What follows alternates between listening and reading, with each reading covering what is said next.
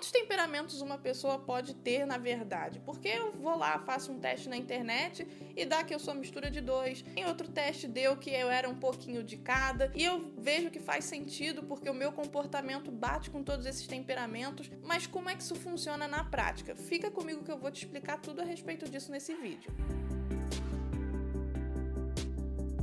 Olá, seja muito bem-vindo ao Temperamentando, eu sou a Ruth Gomes e nesse vídeo eu vou te ajudar a entender quantos temperamentos uma pessoa pode ter na verdade, justamente para você conseguir usar esse estudo como uma ferramenta e não como rotulamento só dos seus comportamentos. Você vai entender o que eu tô querendo dizer. Então, por favor, se você ainda não é inscrito aqui no canal, se inscreva, ativa o sininho das notificações e já vai deixando seu like também para o YouTube lançar esse vídeo para outras pessoas entenderem como é que funcionam os 4 temperamentos. Primeiro de tudo, a gente tem que entender que o nosso temperamento não é só o nosso comportamento, não são características isoladas somente. Na verdade, o nosso temperamento é o nosso instinto, ou seja, a predisposição natural que a gente tem a ter determinadas ações e determinados sentimentos. E é muito importante que você guarde isso. Seu temperamento não é só o que você faz de forma isolada. Ele é a causa das suas ações primárias, do seu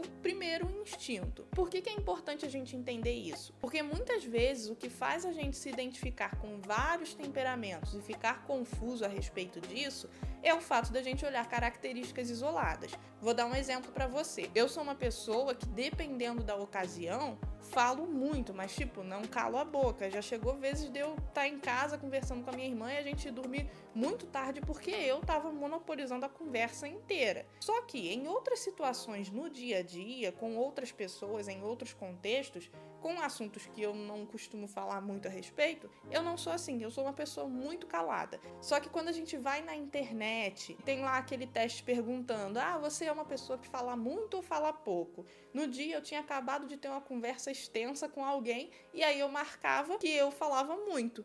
E aí o resultado do teste dava o quê? Na maioria das vezes dava um melancólico lá na predominância e um secundário como sanguíneo, por exemplo, por causa do meu falar muito. Aí quando eu ia me aprofundar no assunto, eu não tinha muito para onde ir, eu não sabia o que fazer com aquela informação, só ficava na minha cabeça: eu falo muito porque eu também sou sanguínea.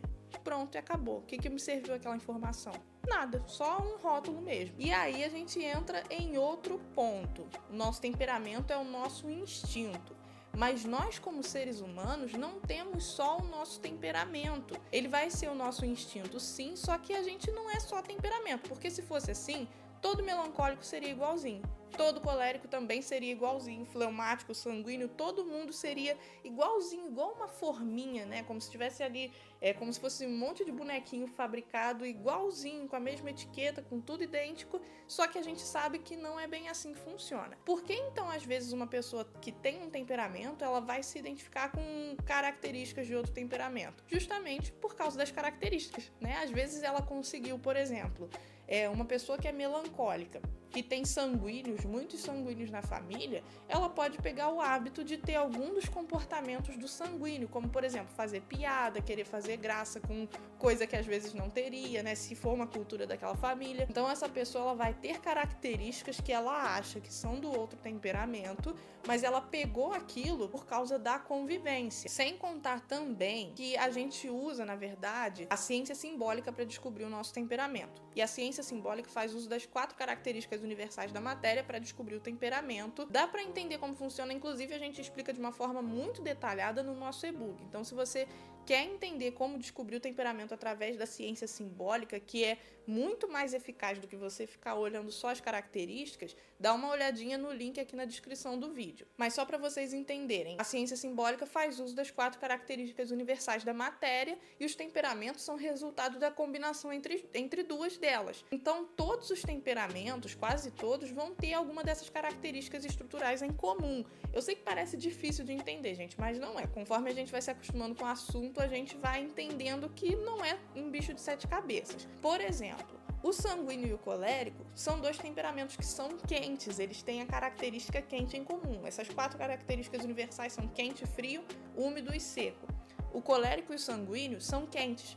Então são dois temperamentos que são extrovertidos, têm reações rápidas, reações intensas, são muito ligados à ação. Às vezes eles não pensam muito na hora de tomar uma decisão, eles só pegam e fazem. Às vezes as pessoas olhando de fora olham muito para essa parte e acham que os dois são às vezes o mesmo temperamento ou têm dificuldade de fazer a diferenciação deles. Só que aí vai entrar a outra parte da característica. O sanguíneo é úmido e o colérico é seco, e isso vai fazer com que os dois sejam muito diferentes um do outro. O sanguíneo é super envolvente, o colérico já é mais rígido. O sanguíneo não fica marcado e releva as coisas. O colérico já fica marcado e quando lembra, sente. Então a gente vê por essas características estruturais muitas diferenças neles. Só que muitas vezes a gente acha que tem dois temperamentos. Por exemplo, muitas pessoas que aparecem falando que são sanguíneas coléricas porque elas são alegres, falam bastante, mas às vezes elas são explosivas e ficam com raiva. Só que o sanguíneo também vai ter a tendência a ser explosivo e ficar com raiva porque ele é quente, ele tem reação rápida. Então a gente já vai eliminando aí essa possibilidade de ter dois temperamentos por causa dessa parte, principalmente da divisão das características estruturais. Essa teoria dos 4 temperamentos, ela tem sido muito estudada, muitas pessoas vêm explorando, e é normal que esse tipo de teoria vá evoluindo ao longo do tempo. Por exemplo, quando foi descoberto lá atrás, a primeira pessoa que reparou que existia um padrão nas pessoas ali, desses 4 padrões, ela queria associar aquilo só à doença, então ela nem falava dessa parte emocional, comportamental, não falava de nada disso. Depois dessa pessoa que veio alguém falando, não é só predisposição à doença não, tem também predisposição comportamental e emocional aqui, só que ainda fazia a ligação com os 4 humores, com coisas que a gente tinha no corpo. Mas o tempo foi passando, a medicina foi evoluindo, as pesquisas foram acontecendo e as pessoas viram que, na verdade, os 4 temperamentos dessa forma não fazem muito sentido, porque não tem a ver com predomínio de líquido nenhum no nosso corpo. Mas os padrões ainda estão ali, os padrões ainda existem. Quando a gente olha para alguém, quem nunca passou por essa situação de conseguir observar 2 amigos, por exemplo, e falar, poxa, fulano tem tanta facilidade de relevar as coisas, ele é tão leve, sempre enxerga a vida por uma ótica positiva, e o outro já fica sempre marcado, ele fica sempre chateado um tempão com qualquer coisinha que a gente fala. Por que os dois são tão diferentes? A gente consegue observar esse padrão, e esse padrão se explica pelo temperamento. Então, voltando aqui, quando estudavam falando que tinha relação com os 4 humores que todo ser humano teria no corpo, fazia muito sentido falar que cada pessoa tem um pouquinho dos 4 temperamentos, só que um vai estar predominando. Mas quando a gente saiu desse campo físico e entendeu uma predisposição emocional, uma predisposição comportamental que não tem relação com aquilo que está no nosso corpo, aí já não faz mais sentido. Principalmente quando a gente olha para temperamento como instinto e não como só o comportamento. Porque como uma pessoa vai ter naturalmente o instinto de perdoar e não perdoar ao mesmo tempo? O instinto de agir rápido e agir lento. É claro que esse assunto é muito profundo, gente, de verdade. Não dá para passar tudo num vídeo só. Todas as objeções que dá pra gente quebrar, não dá para passar tudo num vídeo só. Mas, por exemplo, uma pessoa que tem temperamento quente, é claro que se ela entender que aquela quentura dela é prejudicial, ela vai tentar refrear um pouquinho o instinto dela. Uma pessoa de temperamento frio, ela pode aprender a ter reações mais rápidas ou ter reações explosivas em contextos que elas já conhecem. Não significa que elas tenham outro também. Ela tem um temperamento. O comportamento vai ser gerado a maioria das vezes pelo temperamento, mas não existe só o temperamento como filtro na gente. Existem várias coisas, a cultura, a nossa criação, a educação que a gente recebeu, as pessoas com quem a gente anda. Então tem muita coisa que vai influenciar o nosso comportamento além do temperamento. Mas nunca se esqueça disso, o seu temperamento é o seu instinto e não só o que você faz de forma isolada. A gente pode falar também em outros vídeos, se vocês quiserem, da diferença de cada um, se eu sou colérico, por que eu me identifico tanto com melancólico também em alguns pontos, ou vice-versa,